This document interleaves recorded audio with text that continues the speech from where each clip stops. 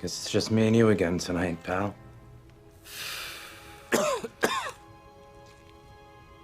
Give me a hit off that, will you?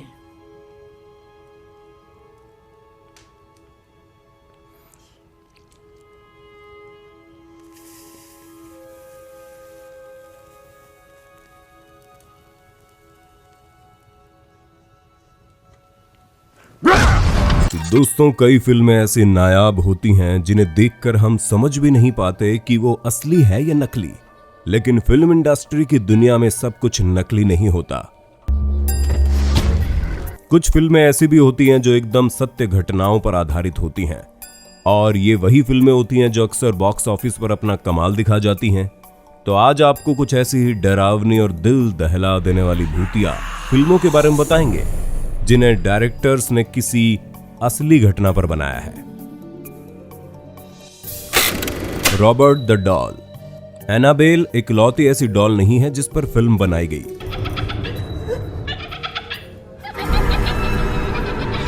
Robert Eugene नाम के लड़के को उसके घर काम करने वाली मेड ने एक डॉल गिफ्ट कर दी। रॉबर्ट यूजीन ने उस डॉल का नाम रॉबर्ट रखा, लेकिन उस दिन से ही रॉबर्ट के घर में अजीब अजीब घटनाएं होने लगी। लोगों का कहना माने तो मेड ने उस डॉल पर कोई काला जादू कर दिया था। आसपास रहने वाले लोग तो उस डॉल को कई बार चलते हुए भी देख चुके थे। पिछले 100 सालों से रॉबर्ट के कई मालिक रह चुके हैं और हर एक का कहना यही है कि उस डॉल में कोई ना कोई असाधारण चीज है जिसके कारण बार बार अजीब घटनाएं होती हैं। इस डॉल को मार्टेलो के एक म्यूजियम में रख दिया गया। इसी डॉल पर आधारित the curse of Robert the doll film भी बनाई गई। आपने नहीं देखी तो तुरंत जाकर देखिए, क्योंकि ये फिल्म किसी के भी रोंगटे खड़े कर देने वाली है।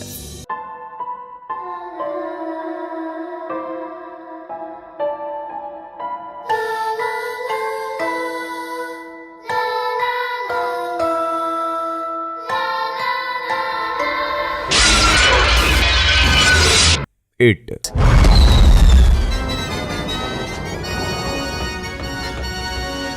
हॉलीवुड जगत में कई सारी डरावनी फिल्में रिलीज हुई, लेकिन 2017 में रिलीज हुई इट फिल्म का आज तक कोई तोड़ नहीं बन पाया।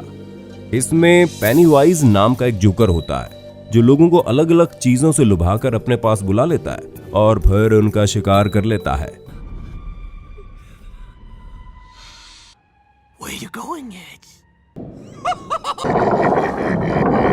स्टीफन किंग अमेरिका के एक हॉरर और सुपर नेचुरल राइटर है जिन्होंने एक सत्य घटना से प्रेरित होकर इट फिल्म की कहानी लिखी।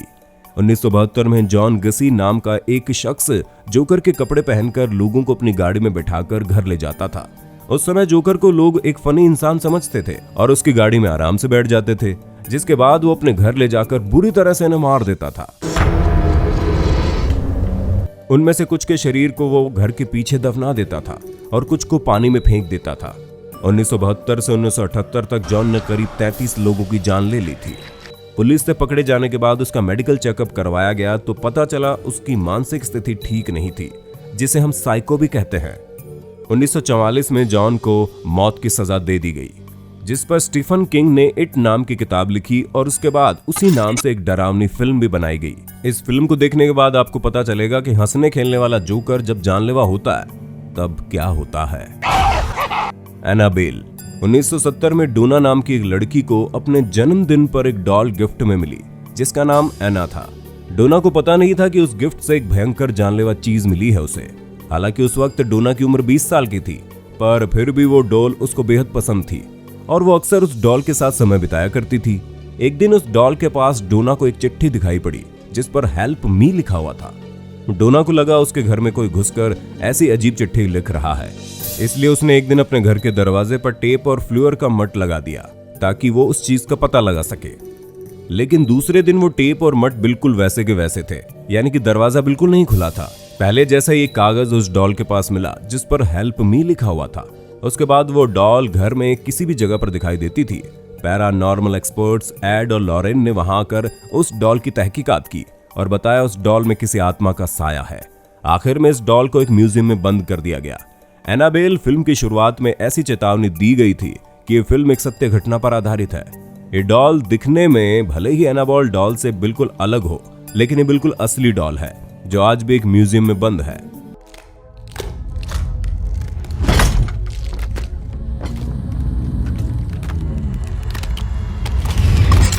3096 वियना में रहने वाली 10 साल की नताशा कंपूश जब स्कूल में जाने के बाद वापस नहीं आई तो उसकी मां को चिंता होने लगी और वही चिंता बाद में सच साबित हुई। स्कूल से जानकारी लेकर पता चला कि नताशा उस दिन स्कूल आई ही नहीं थी।